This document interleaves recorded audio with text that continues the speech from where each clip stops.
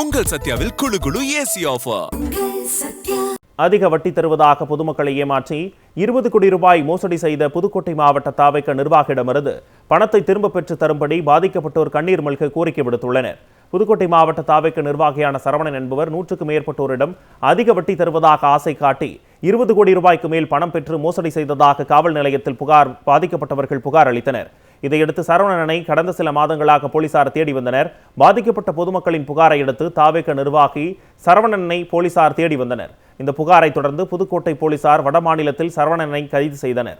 பின்னர் கைது செய்யப்பட்ட சரவணனை புதுக்கோட்டை மாவட்ட காவல் கண்காணிப்பாளர் அலுவலகத்திற்கு அழைத்து வந்து விசாரணை நடத்தி வருகின்றனர். இதையடுத்து அதிக வட்டி தருவதாக பொதுமக்களை ஏமாற்றி 20 கோடி ரூபாய் மோசடி செய்த தாவேக்க நிர்வாகியிடமிருந்து பணத்தை திரும்ப பெற்று தரும்படி பாதிக்கப்பட்டோர் கண்ணீர் மல்க கோரிக்கை விடுத்துள்ளனர்.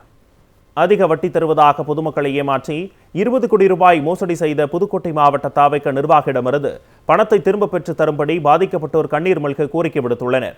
புதுக்கோட்டை மாவட்ட தாவேக்க நிர்வாகியான சரவணன் என்பவர் 100க்கும் மேற்பட்டோரிடம் அதிக வட்டி தருவதாக ஆசை காட்டி 20 கோடி ரூபாய்க்கு மேல் பணம் பெற்று மோசடி செய்ததாக காவல் நிலையத்தில் பாதிக்கப்பட்டவர்கள் புகார் அளித்தனர். இதையடுத்து சரவணனை கடந்த சில மாதங்களாக போலீசார் தேடி வந்தனர். பாதிக்கப்பட்ட பொதுமக்களின் புகாரை அடுத்து தாவேக்க நிர்வாகி சரவணனை போலீசார் தேடி வந்தனர். இந்த புகாரை தொடர்ந்து புதுக்கோட்டை போலீசார் வடமாநிலத்தில் சரவணனை கைது செய்தனர்.